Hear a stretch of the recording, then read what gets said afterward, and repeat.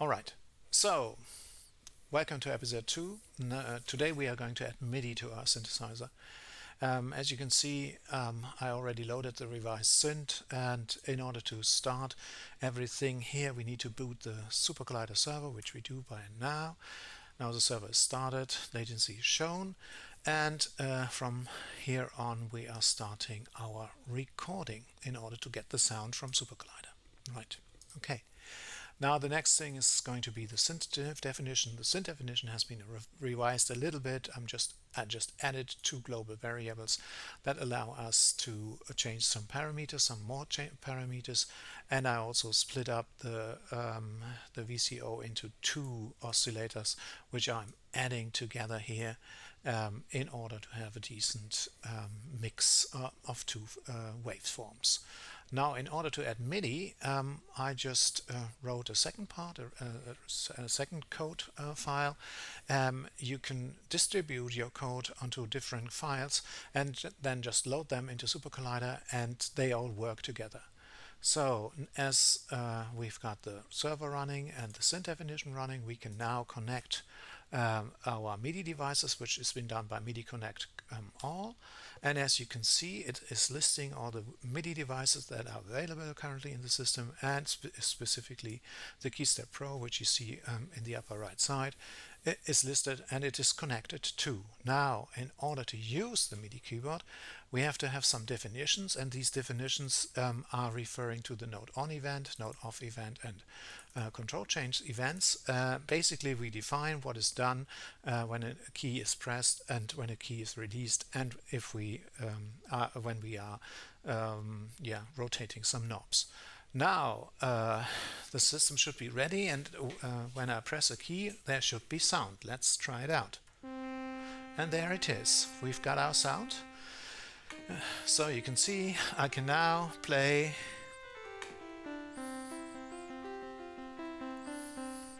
on the keyboard. Okay, very nice. But the definitions that I've written here also allow me to play polyphonic, so I can play chords.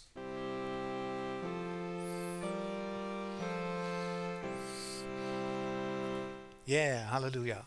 Okay, so this is a truly polyphonic synthesizer, and as you know, the KeyStep Pro is a sequencer, and sequencer music is quite common in synthesizer music, so let's try out some arbitrary sequences. So basically I'm going to track 1, I'm going to start recording, and basically I'm just typing in some notes from the C minor scale. So C minor.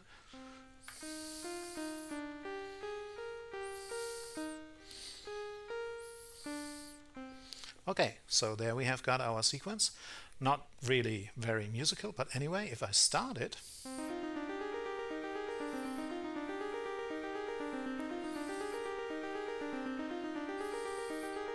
okay, so the sequence is running and the sequence is going to be displayed on the synthesizer. I can also record a second one on the second track. Let's try that out. In order to distribute the sounds a little bit on the keyboard, I'm going to use some lower notes now, so let's try here.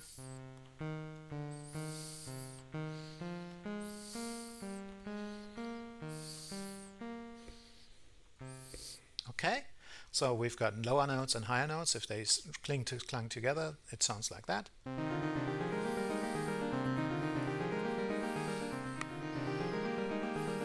Okay, let's record a third track. This time I'm going up a little bit, and let's start. So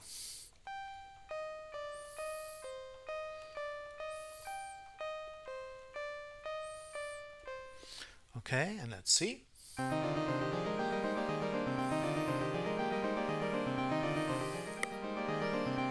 Okay, and on the fourth track I'm going to go down all the way, so I'm going to transpose it in an octave low and simply record a couple of bass notes.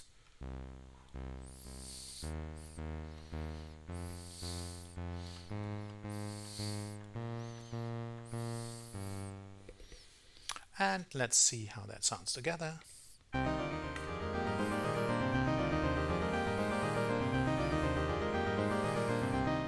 Okay, so we've got a clink-clong here, and it sounds together all in the same keys, therefore it somehow matches. Okay, but the cool thing about it is that, of course, while it is running, I can do this thing that has been seen in very many electronic pieces, which is I'm using the filter. Now let's try how to use the filter. So all the way down we don't hear anything, and I'm opening up the low pass filter and something happens and it goes like that.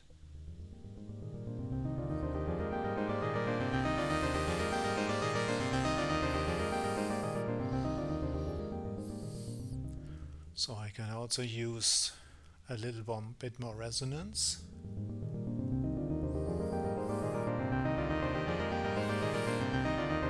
And going back. Now let's pull up the resonance a bit more and let's see what's happening.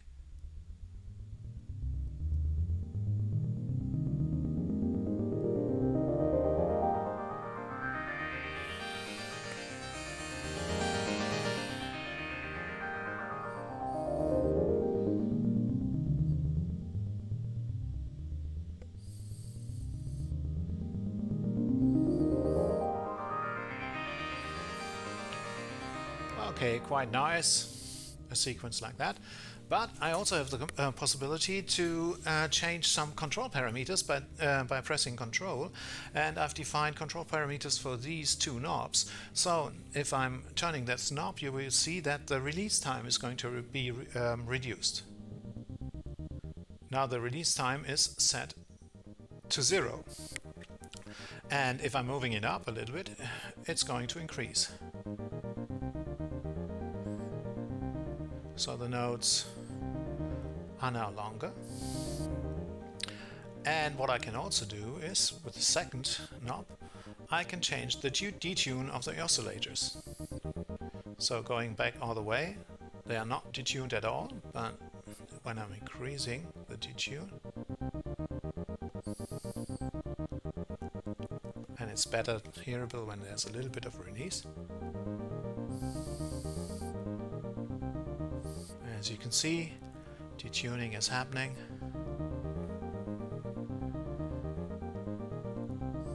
Okay.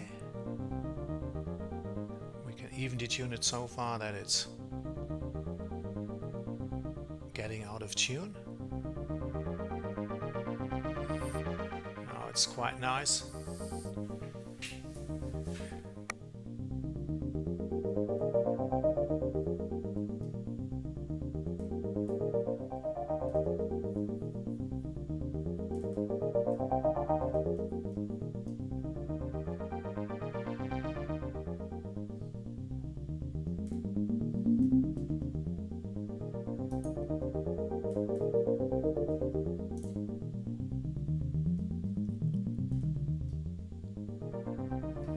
Okay, this should be enough. I'm fading it out.